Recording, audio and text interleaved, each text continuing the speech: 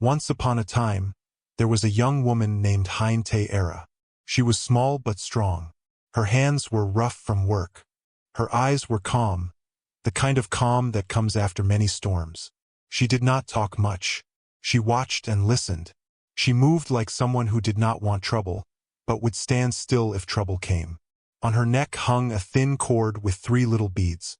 She touched them when her heart felt heavy. The town was called Ash Hollow. The wind there carried dust into every crack. It made doors creak and lips dry. On market days, people came to trade eggs, nails, and rope. They brought news. They brought laughs. They also brought sharp words. That morning the sky was pale, almost white. The sun had not yet grown hot, but the dust was already up, swirling in little circles at people's feet. Caleb Dunn walked in first. He was Hine's husband. He was taller than most men, with a hat pulled low and a coat that used to be fine. He had a hard mouth. His boots made a hard sound on the boards. He did not look at Hine when he spoke. "Move," he said. Hine moved.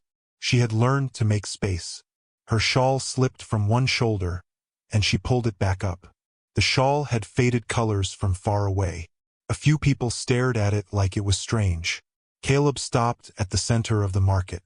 He turned to face the crowd. "Come see," he called. "Come see what a bad bargain looks like." Hine stood a step behind him. She did not bow her head. She did not cry. She stood with her arms at her sides, hands open, like someone ready to carry wood or water. A boy tugged his mother's skirt and pointed. "Who is that?" he asked. "That's Dunn's wife," the woman whispered. "The one from across the sea." "Barren," Caleb said, loud enough to reach every corner.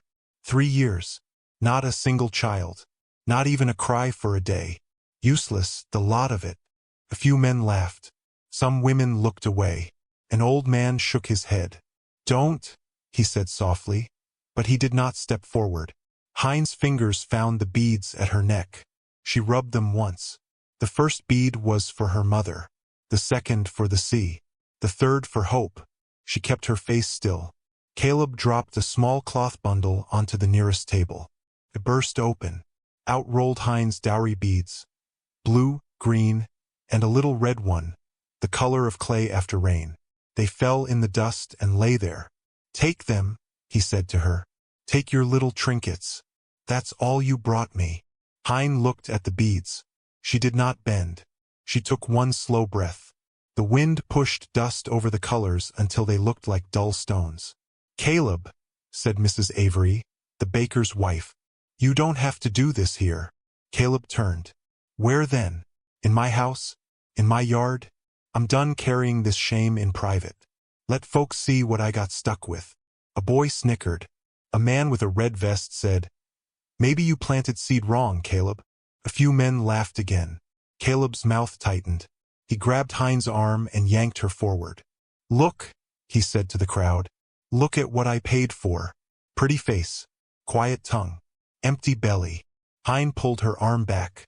Her voice, when it came, was steady. "I am not a cow," she said. "I am not for pointing." Caleb leaned close so only she could hear. His breath smelled like bitter coffee. "You were bought," he said. "Don't forget that." He stepped back and raised his voice again. "Anyone want her? She can cook. She can sew. She can keep her mouth shut. Maybe that's worth something." No one spoke. The silence was a tight string. Hine felt it in her teeth. A girl giggled and then covered her mouth. An old woman with kind eyes took one half-step forward, then stopped when her husband touched her sleeve. Hine looked at Caleb. "Let me go," she said. "Let me leave with my beads. I will not trouble you." "You trouble me by existing," he said. He grabbed the cord at her neck and ripped it. The beads fell and scattered. One rolled toward the gutter. Hine watched it go. It hit a nail and stopped. The blacksmith came out, hands black with soot. "Done," he said. "Enough." His voice was low but heavy, like a bell that had seen years. Caleb snapped his fingers at the crowd as if calling a dog. "Look and learn," he said. "If a woman cannot fill a cradle, she is a hole you pour your life in. I am done pouring." Hine stepped in front of him. Dust swirled around her boots. A loose hair stuck to her cheek. She lifted her chin. "You are small," she said in a calm voice. "And you need me to be smaller." A few people sucked in breath. Caleb's eyes flashed. For a moment, it looked like he would raise his hand. He did not. He held out his palm instead, like a man asking for coins. "Pay me," he said to the crowd. "Anyone. Pay me and take her off my hands." No one moved. A dog barked and then went quiet. A door shut somewhere down the street. The sun climbed and made everything sharp. Hine turned to the nearest woman. "I can sweep your floors," she said. "I can carry water. I can watch your children. I will work." Her voice did not shake. The woman bit her lip. "I'm sorry," she said. "My man. He won't have it." She glanced at Caleb and then looked down at her shoes. A little girl with braids stepped close to Hine and whispered, "I like your shawl." Her mother pulled her back with a quick hand. Caleb laughed without humor. "There. You see? No takers. Not even for free." He stepped aside and spread his arms like he was showing a trick. "Then here it is. Watch carefully." He pointed down the road. "Walk," he said to Hine. "Walk and keep walking. Don't come back to my house. Don't come to my door. If I see you on my land, I'll set the dogs on you." Hine stared at him for a long breath. She did not speak. She bent, picked up one bead from the dust, the red one, and closed her fist around it. Then she turned. She walked. The crowd split like water. Some people looked at the ground. Some watched without blinking. One boy made a face and then looked sorry. No one touched her. No one offered a hand. The beads left on the table slid off the edge and fell into the dirt as the wind kicked up. A green bead hit Caleb's boot and stopped there, like a small eye. "Good riddance," someone muttered. Hine walked past the bakery, where the smell of bread made her stomach twist. She walked past the church, where a bell rang slow and sad. She walked until the noise of the market was a far sound. She did not run. She did not turn. She counted steps until the counting made her head clear. By the water trough near the blacksmith's shed, she stopped. She sat on the ground with her back to the wood. The trough held a thin line of muddy water. She cupped some into her hands and drank. Tasted like iron. She wiped her mouth with the back of her hand. The red bead lay warm in her other palm. She pressed it against her skin and felt its small round truth. It was not much, but it belonged to her. The blacksmith came and stood a few feet away. He did not look at her. He kept his eyes on the street. "You can sit there," he said, "till sundown. After that, the boys bring the horses in." His voice was flat, but it did not cut. "Thank you," Hine said. He nodded once and went back inside. The door swung as he moved, and Hine could see the fire glow for a second. Then the door shut and the light went away. All afternoon she sat and watched the town move around her. She saw Mrs. Avery carry a tray of loaves to the window. She saw the man in the red vest trip and laugh with his friends. She saw a girl chase a hat down the street and catch it before it fell into the ditch. No one spoke to Hine. No one brought water. A few tossed glances like pebbles. She caught them and let them fall. When the sun slid low and the heat broke, the air felt soft, almost like evening in a kinder place. Hine lay down on her side, back against the trough, shawl pulled over her shoulders. The boards behind her were rough, but they held. She closed her eyes. Voices faded. Hoofs clacked. A door slammed. Then the town quieted. She opened her hand and looked at the red bead one more time. In her mind she saw her mother's face, brown and bright, and the blue of the sea on a good day. She pressed the bead back into her palm and curled her fingers tight. The night came slow. Stars slid into place. A dog barked far away and then fell asleep. Hine breathed in and out until the breath made a small rhythm that felt like a drum. She did not know what would come in the morning. She did not know where she would go. She only knew this. She would not break. She whispered a few words in her first tongue, so soft they barely reached her own ears. Then she closed her eyes and let the dark cover her like a second shawl, and the town, at last, left her alone. The night gave way to a gray, quiet morning. Hine woke with a stiff back and dust on her lashes. The wood of the trough pressed a pattern into her cheek. Her throat felt raw. She sat up and rubbed her eyes. The red bead was still in her hand. She closed her fingers around it and stood slowly. The street was not busy yet. A few shop doors were open a crack. Someone swept a step. A rooster crowed from a yard behind the smithy. The air was cool and thin and smelled like old smoke. A rumble rolled in from the far edge of town. It grew louder, steady and heavy, like thunder with wheels. The stagecoach came into view, big and red, dust puffing under it with each turn. 2 horses pulled hard, breath white in the morning air. The driver snapped the reins and called, "Ho!" The coach slowed by the inn and stopped with a long sigh, as if it were tired from miles and miles. People leaned out of windows to look. A few men drifted near, curious who had come so early. The innkeeper wiped his hands on his apron and stepped outside. The coach door opened. A boot touched the step. Then a man climbed down. He was tall, with broad shoulders and a clean coat the color of coffee. Silver shone at his spurs. His face was quiet, the kind of quiet that pays attention. He looked around the square once. His eyes were clear and steady, like he was measuring the day. "Morning, Mr. Carver," the innkeeper said, trying to sound casual but failing. "Didn't expect you back so soon." "Morning," the man said. His voice was low and even. "Coffee. And bread if you have it." "Of course," the innkeeper said. "Plenty." The man, James Carver, reached into his coat and pulled out a small gold coin. He set it on the ledge by the door. It flashed in the light. "For the woman by the trough," he said. "Hot food. Clean plate. No fuss." The innkeeper glanced past Carver's shoulder to where Hine stood, dusty and still. "Her?" he asked, as if he could not believe money and kindness belonged in the same sentence with that girl. "Yes," Carver said. He did not raise his voice. He did not repeat himself. He just left the coin and walked away from the inn toward the water tower. The innkeeper picked up the coin, bit it, swore softly at his own doubt, and hurried inside. Hine watched all of this. Her feet were bare. Her shawl had slipped again. She pulled it tight. She did not move when Carver came closer. He stopped a few steps away, giving her space like a man who knows wild things spook easy. "Good morning," he said.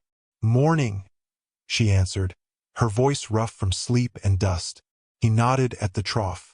"Hard place to spend a night." "It held," she said.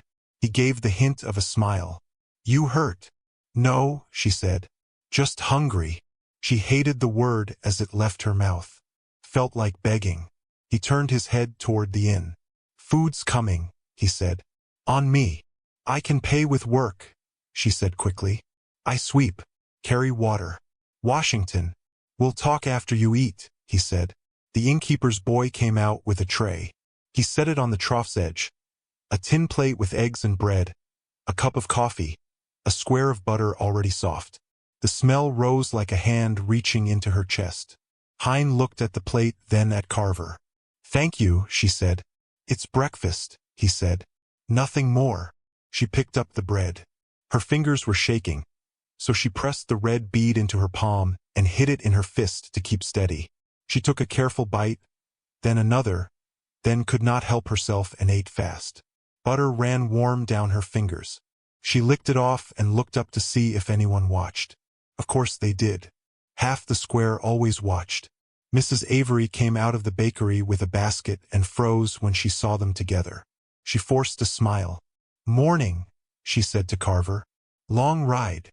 "Long enough," he said. Her eyes flicked to Hine. "You feeding strays now, Mr. Carver?" Her voice sounded like she wanted it to be a joke, but didn't know how to land it. "No," Carver said. "Just feeding people." Mrs. Avery colored, mumbled something about flour, and backed inside. A man in a red vest snorted.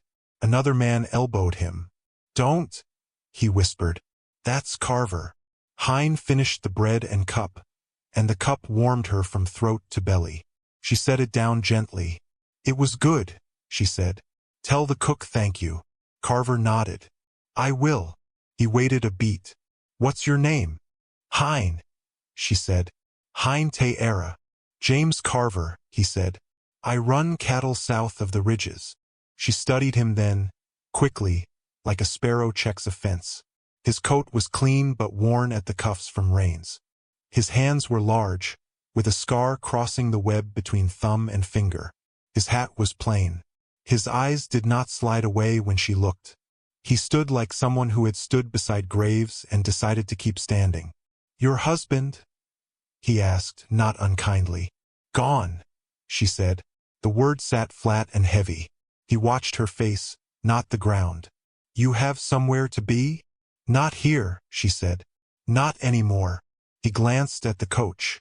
"I have room," he said. "House is big. Too big." He looked back at her. "You can come till you find your feet. Work for your keep. When you decide your next place, I'll take you there." Hine's fingers tightened around the bead. "Why?" she asked. Her voice was soft but sharp. "Why me?" He held her eyes. "Because last night, half this town let you sleep in the dirt, and that felt wrong in my bones." She stood very still. The wind tugged at the edges of her shawl. "I don't want pity," she said. "Good," he said. "I don't give it." She almost smiled. Surprised her. She swallowed it. "People will talk," she said, glancing toward the faces in the windows. "They always do," he said. "It keeps them from working." She looked at the trough, at the empty cup, at the street where her life had broken in public like a dropped plate. She took a breath so deep it hurt a little. "I have no shoes," she said. "We'll get some," he said. "I have no papers," she said. "I'm not hiring a clerk," he said. "I have no nothing," she said, and hated that she meant it. "You have a name," he said, "and two hands. That's not nothing." The stage driver called, "Boss, wheels are cool. We can move." Carver tipped his head toward the coach. "Come if you want. Stay if you want. I won't talk you into anything." Hine looked down at her hands. Dirt in the lines. A faded thread burned her skin where the necklace had been ripped. She thought of the bead in her palm, warm from her own heat. She thought of the market yesterday, the noise, the words, the way no one stepped in. She thought of her mother's voice in her ear when she was a child on a different shore. "When the sea throws you, you swim." She lifted her chin. "I'll come," she said. He did not nod like a winner. He just said, "All right," and stepped back so she could stand free. They walked to the coach. People pretended not to look and failed. Mrs. Avery's face pressed to the bakery glass like dough. The blacksmith stood in his doorway with his big hands still and his eyes kind. "Sir," the innkeeper called, rushing out with a pair of boots in his hands. Plain sturdy. "These might do. Someone left them. Never claimed." He held them out, almost shy. "No charge for the lady." Carver glanced at Hine. She nodded once. Quick. The innkeeper set the boots down.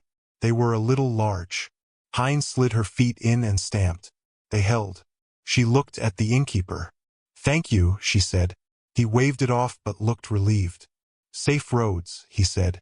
A woman near the well whispered to her friend, "He'll tire of her."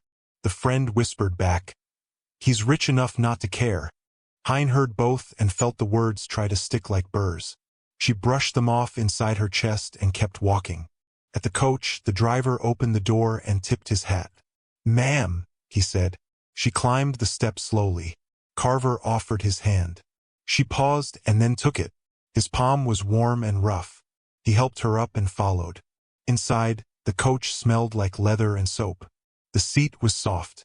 Hine sat on the edge, hands folded tight, the bead still hidden in her fist. Carver sat across from her and rested his hat on his knee. The driver snapped the reins. The coach rocked and began to roll. The square moved past the window in slow pieces. The bakery door, the church bell, the trough where she had slept. She watched it all without blinking, as if blinking would pull her back onto the street. Carver spoke in that same even voice. "At the ranch you'll have your own room. You can lock the door if you like. There's a garden that's given up, and a kitchen that's loud but lonely. We keep to ourselves. No one will ask you for more than you can give." Hine looked from the window to his face. I can work, she said. I can clean and cook. I can mend. I don't know all the ways you do things here, but I can learn. That's enough, he said. She nodded. After a while, she said, I won't be your shame. He looked at her for a long breath. I don't carry shame that isn't mine, he said. She let the words sit inside her, warm and strange, like light in a dark room. The coach left the last house behind. The road opened wide and pale. Wind pressed at the windows and then eased. Hine loosened her grip on the bead and let it rest in her palm. She looked down at it and then out at the road. Behind them, Ash Hollow shrank and blurred into dust. Ahead, the land stretched in long lines. Her heart beat slow and hard, like hooves on packed earth. She took one more deep breath. She did not know this man's house, or his people, or what would be asked. But the door had opened, and she had stepped through.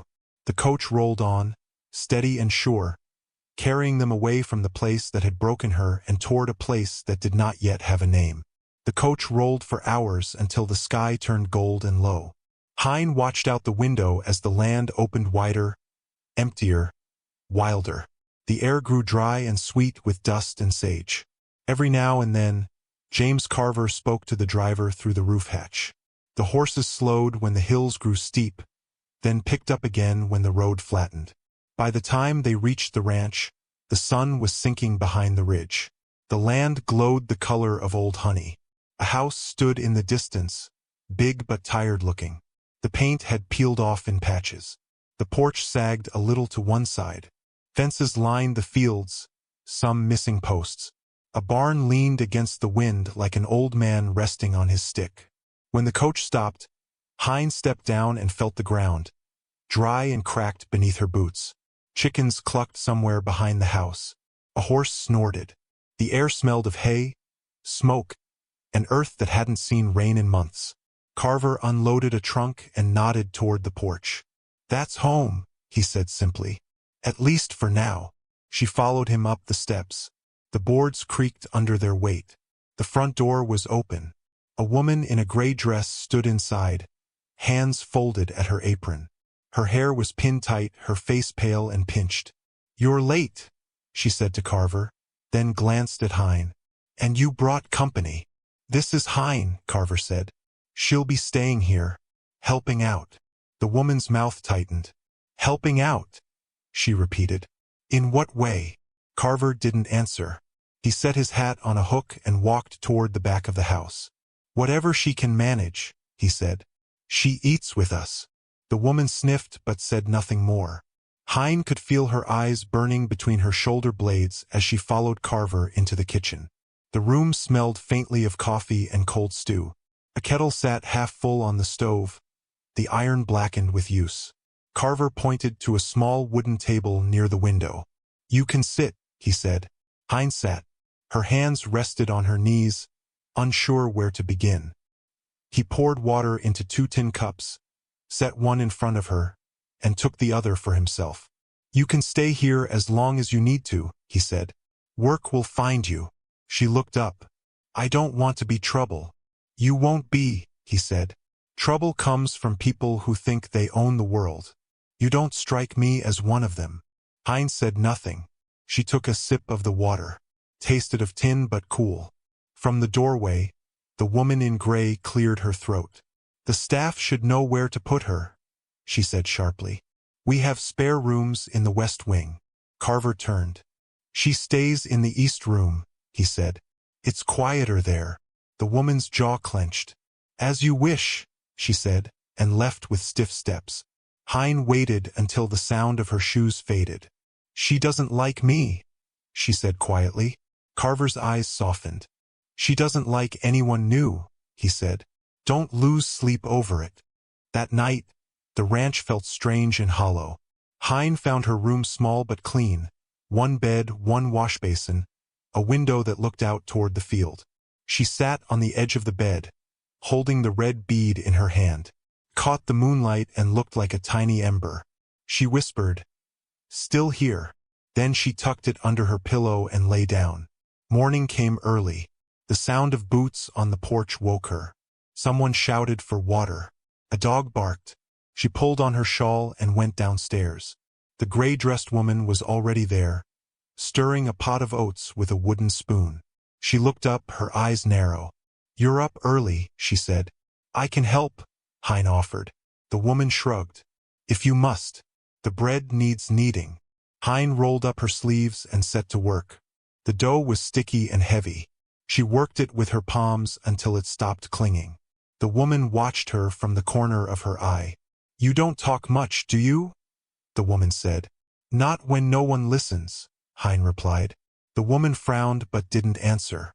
After a moment, she muttered, "You're polite enough. Better than the last girl he brought to help."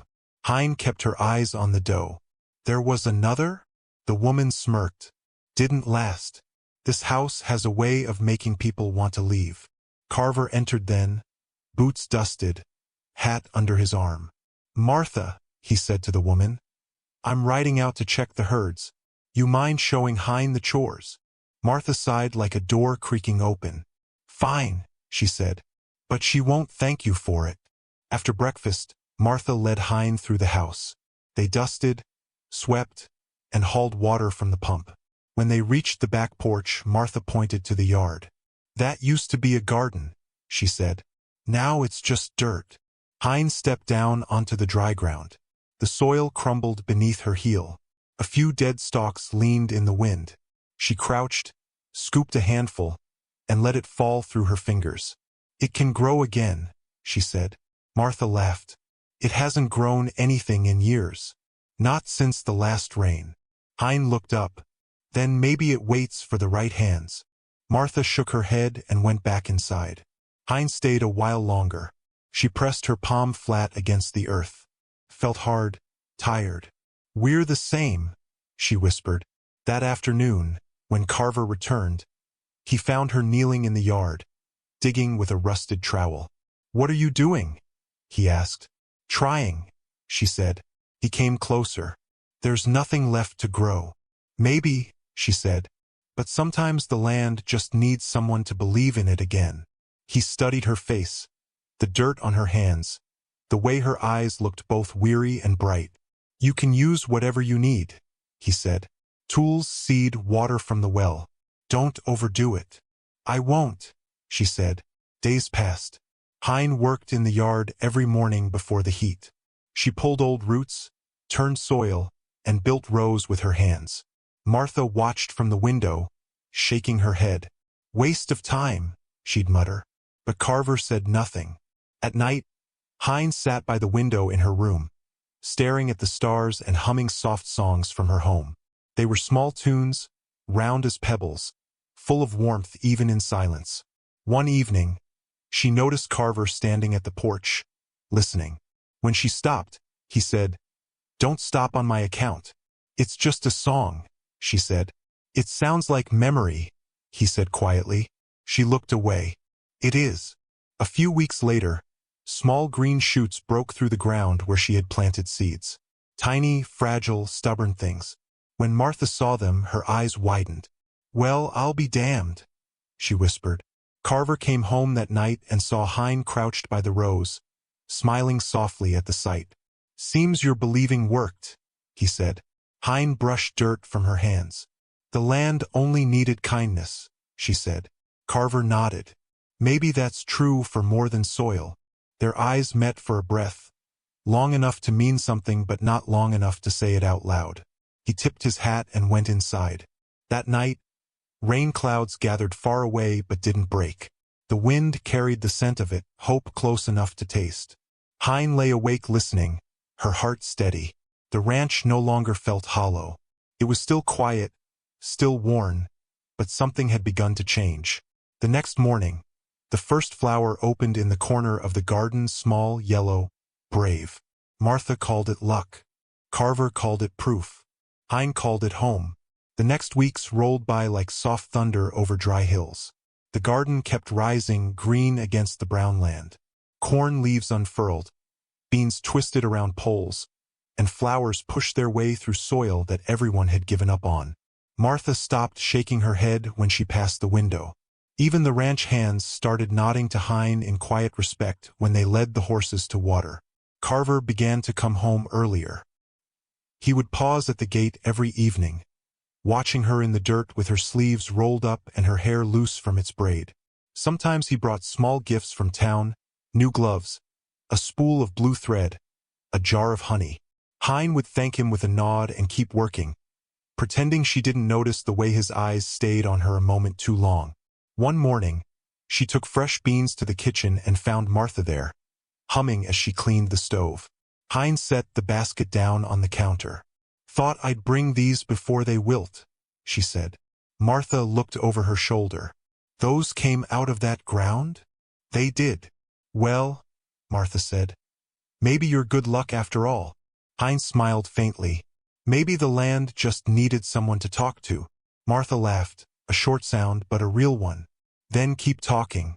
I've never seen the boss this quiet and this steady. You've done him good." The ranch had been quiet for too long, Carver told her one evening.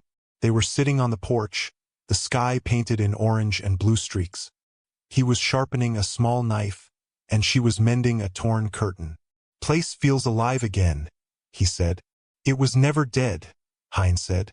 "Just sleeping." He chuckled. "You make everything sound simple." "It is," she said. "Hard things grow easier when someone believes in them." He looked up from the knife. "That sounds like a thing my mother would have said." "She was wise then," Hine replied. Days later, word spread through the town that the Carver ranch had turned green. People started to come. Traders, neighbors, men with hats in their hands and curiosity in their eyes. Some came to ask how it happened. Some came just to see the barren woman who made life. Hine met them with calm eyes and soft words. She offered them seeds, water, sometimes bread. Most left quiet, as if they had been in a church. But not everyone came with peace in their hearts. Late one afternoon, as she was hanging wet clothes on the line, she saw a man on horseback at the gate. His hat was low, his coat dusty. For a second, her breath caught. She knew that stance, that slant of his shoulders. Caleb Dunn. He swung down from his horse and walked toward her. "Well," he said, his voice rough with drink and sun. "Look who's found herself a palace." Hine froze, her hands clenched on the clothespin. "You need to leave," she said. "I came to see what all the talk was about," he said, stepping closer. "You, with your fancy ranch and your new name. You still mine, Hine?" She shook her head. "I was never yours." He laughed, a dry sound that carried across the yard. "You were bought, remember? Paid for. Same as this land you're standing on." The door behind her opened. Carver stepped out, coat unbuttoned, dust on his boots, but his eyes sharp. "Something wrong?" he asked. Caleb looked him up and down. "You must be the rich fool." Carver didn't blink. "You're on private property." "She was my wife," Caleb said, jabbing a finger at Hine. "You stole what's mine." Carver took one step forward. His shadow fell across the ground like a warning. "No one stole anything. You gave her away the day you threw her to the street." Caleb sneered. "You think money makes you right?" Carver's voice stayed calm, but hard. "No, but being a man who doesn't leave a woman to die in the dust does." The air between them tightened. Even the chickens stopped scratching in the dirt. Hine's heart pounded, but she stood tall. "Go," she said to Caleb. "There's nothing here for you." Caleb spat on the ground. "You'll regret this, both of you," he hissed. He grabbed his reins, swung onto the horse, and rode off, leaving a cloud of dust behind him. Carver stood there a moment, breathing slow. Hine went to speak, but he lifted a hand. "Don't," he said softly. "He's not worth another word." She nodded. "I'm not afraid of him anymore." "Good," Carver said. "Then let's not let him live in this house, even in our thoughts." That night, thunder rolled in from the horizon. Thick clouds pushed over the ridges. The wind picked up, and the smell of rain filled the air. Hine stepped out onto the porch, shawl around her shoulders.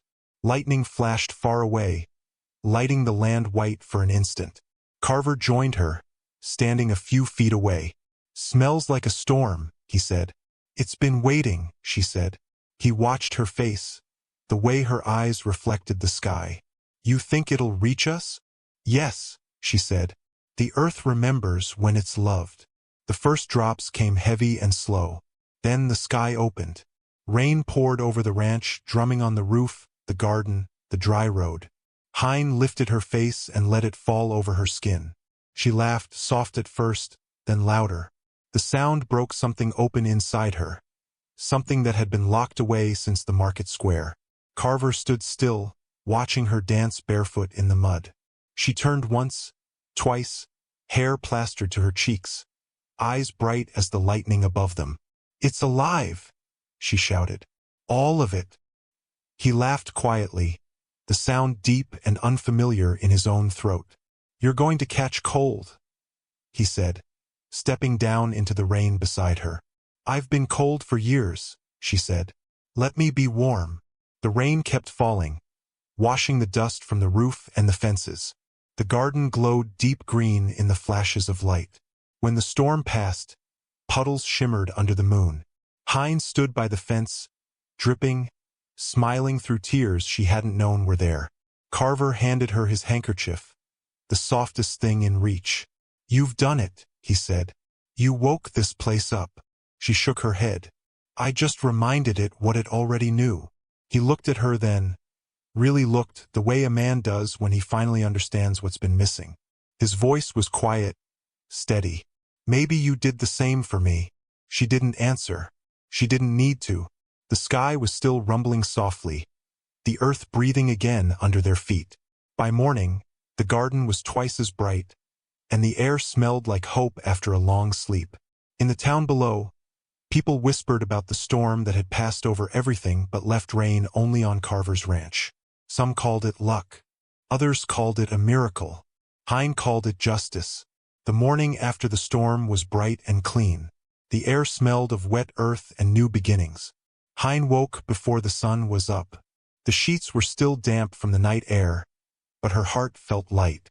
She stepped outside barefoot, the ground cool under her toes. The garden shimmered with drops of water, each leaf heavy and shining. Birds were singing again, louder than she had ever heard them. She touched the fence and whispered, "You did well," as if the land could hear her. Carver was already out by the barn, feeding the horses. When he saw her walking through the mist, hair still loose from sleep, he smiled in that small way he did when words were too heavy. "Morning," he said. "Morning," she replied. He nodded toward the garden. "Looks like you've won." "It's not about winning," she said. "It's about life trying again." He leaned on the fence. "Then maybe we're all learning from you." Days turned into weeks. The ranch thrived. The crops stretched taller, and the air no longer tasted of dust. Neighbors stopped by more often, bringing small gifts, sugar, cloth, stories. They all wanted to see the woman who had made the desert bloom. Some came out of respect. Some came out of wonder. A few came just to gossip. Hine met them with calm smiles, polite words, and tea strong enough to silence even the rudest tongue. One morning, while she was watering the roses, her hand began to shake. A sudden wave of dizziness made her lean against the fence. Martha, who had been hanging laundry, saw her stumble. "You all right?" she called. "Just tired," Hine said. She forced a smile, but her skin had gone pale. "You've been working too hard," Martha muttered. "Go sit down. I'll fetch some water." That night, the same weakness came again. Her stomach turned, and the room seemed to spin. Martha fussed around her, setting a wet cloth on her forehead. "You need a doctor," she said. Hine tried to laugh. "It's nothing. Maybe the storm left some of its thunder in me." Martha folded her arms. "If you don't tell the boss, I will." By morning, Carver knew. He sent for the town doctor himself. When the old man arrived, he set down his bag and examined Hine with a kind but puzzled face. He listened to her heartbeat, asked her a few questions, and then stepped back with a slow grin. "Mr. Carver," he said, "you might want to sit down." Carver frowned. "What is it? Is she ill?" The doctor chuckled. "Far from it. She's carrying children. 3, by the feel of it. For a long moment no one spoke. The wind pressed against the window. Martha gasped and covered her mouth. Hine blinked, not sure she had heard right. 3, she whispered. The doctor nodded. Triplets. Healthy and strong from what I can tell. Carver's hand went to his hat. He looked at Hine, then back at the doctor, as if the words didn't fit in his head yet. She was told she couldn't, he began, then stopped. She was told wrong. The doctor packed his things and smiled. Seems the desert wasn't the only thing she could bring back to life. After he left, the room stayed quiet. Hine stared at her hands. They were trembling, but not from fear. I don't understand, she said softly. Carver knelt beside her chair. You don't need to, he said. You just need to rest. Her eyes filled, not with tears of sadness but of something deeper. All my life they called me empty, she said. Now I don't even have words. He reached out and took her hand. Then don't use any, he said. Just breathe. The news spread through Ash Hollow by evening. By morning, every porch in town buzzed with talk. The Barren Maori woman, they whispered. She's expecting 3. The same people who once laughed now told anyone who'd listened that they had always believed in her. Some even sent baskets of food and small gifts, pretending they had been friends all along.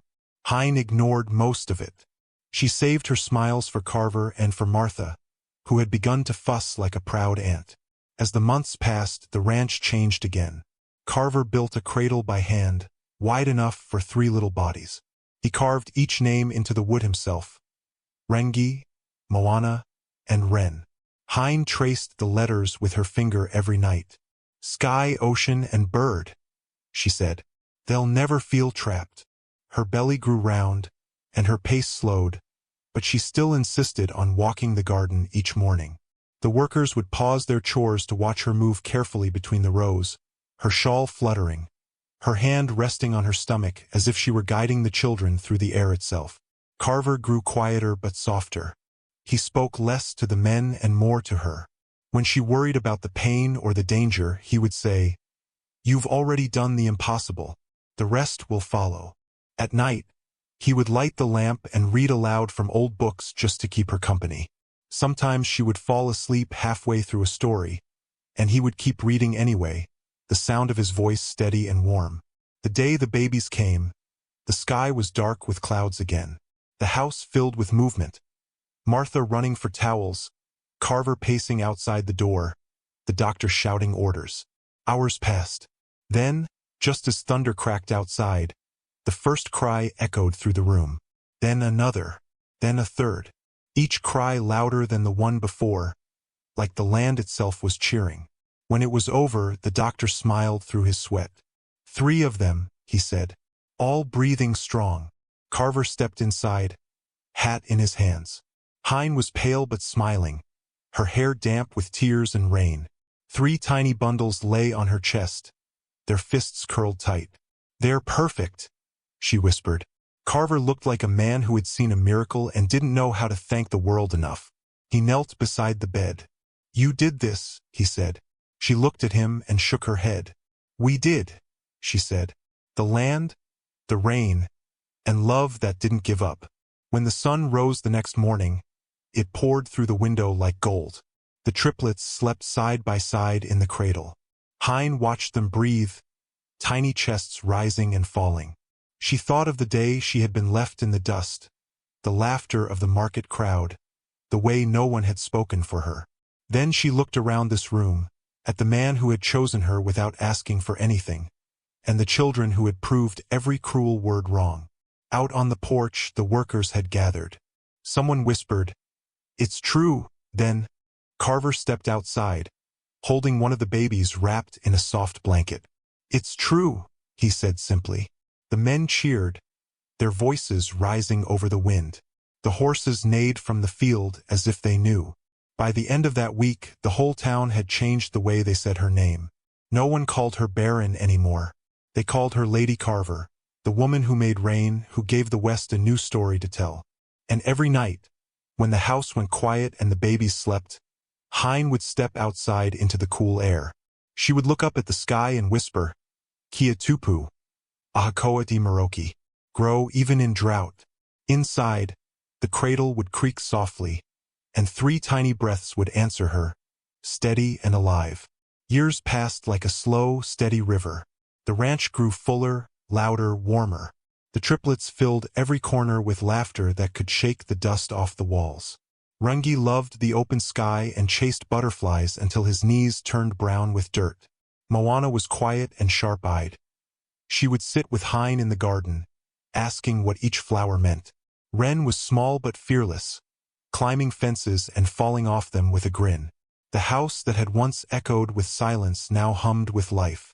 Martha had gray in her hair but smiled more. The ranch hands worked with easier hearts. Even the horses seemed calmer, as if they understood that peace had finally taken root there. Every morning, Hine walked through her garden before the sun rose high. Her hands touched every stem, every leaf. The plants had grown wild, mint spilling over the path, sunflowers bending with heavy heads, beans twisting around the porch rail. She still whispered to them, the same way she did that first day, grow, even in drought. And they did. They always did. Carver would stand on the porch with a mug of coffee, watching her move among the colors. Sometimes, when she caught him staring, she'd call out, "Don't just stand there, James Carver. These weeds won't pull themselves." He'd laugh, walk down the steps, and take her hand anyway. The years were kind, and the West learned to speak her name with respect. Travelers who passed through town stopped at the fence just to look at the land that never stayed dry. Neighbors sent their daughters to ask for cuttings from her plants. They said Hine Carver's soil could heal anything, fields, hearts, even bad luck. Then, one summer morning, 2 men rode up to the house. Their clothes were too clean for the road, their hats too stiff. They carried papers and polite smiles. Hine was kneeling by the tomato vines when she saw them. Carver stepped out to greet them. "Mr. Carver," one of them said, shaking his hand. "We're with the government. Surveyors. You've got good land here. Flat, strong foundation, perfect elevation." He unrolled a map across the table on the porch. "There's a plan for a rail line to run through this ridge. Right here." He tapped a long finger on the spot that marked their home. "We'd like to make you an offer." Carver didn't touch the map. Hine wiped her hands on her apron and came closer, standing beside him. "An offer for what?" she asked. The younger man smiled in the way people do when they've already decided the answer. "For your land, ma'am. The company pays well. Enough to buy a house twice this size somewhere with finer weather." Hine's jaw tightened. "This is our weather," she said. "It taught us to work." The man's smile faltered. "Ma'am, we understand sentiment, but progress." Carver's voice cut through him, steady as stone. "Progress can take another road." The second man, older and more cautious, cleared his throat. "We don't mean disrespect, sir, but this line's already mapped. We're just following orders." "Then you can follow them around my land," Carver said. His tone didn't rise, but it left no room for argument. The younger one tried again. "There's room to negotiate. The money could give your children." Carver turned away from the table, looking out at the field, the swing under the oak, the garden alive in the wind. "My children already have what they need," he said. "They have roots." Hine reached for his hand and squeezed it. The men packed up their map without another word. As they rode off, dust trailed behind their horses like smoke from a fire that had gone out. That evening, Carver carried a plank of wood to the edge of the road. Hine followed, a hammer and nails in her hand. The children watched from the porch. Together they drove the sign into the ground. Burned into the wood, in both English and Maori, were the words, "Not for sale." Hine traced the letters with her fingers when they finished. "It looks right," she said. "It feels like a promise." Carver nodded. "That's what it is." News of the sign spread fast. Some folks in town laughed, called it foolish pride. Others nodded quietly and said it was about time someone told the world no. After that, no one came knocking again. The land was left to its peace. The years went on. The triplets grew tall, then taller. One by one, they left the ranch. Rengi to chase storms across the plains, Moana to teach at a small school near the coast, and Ren to build homes in the next valley. But each came back when they could, bringing letters, laughter, and new faces. The house never stayed empty for long, filled with new children and new stories. By then, Hine's hair had silver running through the black, and Carver's hands trembled when he worked the soil. Still, every morning he'd sit on the porch, mug in hand, watching her move between the rows of green. "You'll tire yourself," he'd say. "I'll rest when the plants do," she'd answer with a smile. One autumn afternoon, their grandson, a boy no older than Samson had once been, walked beside Carver down the garden path. The boy stopped under the wooden arch at the gate and looked up. Above them, carved deep into the wood, were new words. "She did not bear my blood, but she gave birth to the rest of my life." The boy frowned, tracing the letters with a finger. "You mean Grandma Hine gave you a new start?" Carver's eyes softened. "She gave me everything," he said. "When Hine passed, the whole town came. They buried her beneath the old oak at the edge of the garden, the same tree where the swing had hung, the same tree that had survived every storm. The sign still stood near the fence, its words faded but strong." The triplets stood together, their hands linked, watching the sun fall low. Carver carved the headstone himself. Took him days, though his hands shook. When he finished, he read the line out loud. "Here grew everything she was never given, and all that she gave anyway." After that, he woke each morning and sat beside her grave with his coffee. Sometimes he talked to her, sometimes not. Sometimes he just listened to the wind in the leaves, the whisper of the garden still alive around them. One day, the chair on the porch stayed empty. They buried him beside her, under the same oak. The garden went on growing. Even when frost came early, even when the rains forgot their way, something always bloomed. Mustard greens along the fence, beans climbing the porch rail, sunflowers taller than memory. Travelers passing by slowed their wagons at the sight of that patch of land, still green while the hills around it lay dry, and read the old sign that hadn't fallen to time. "Not for sale." And somewhere between the leaves and the wind, if you listened close enough, you could almost hear her voice again, soft, strong, certain. "Grow even in drought.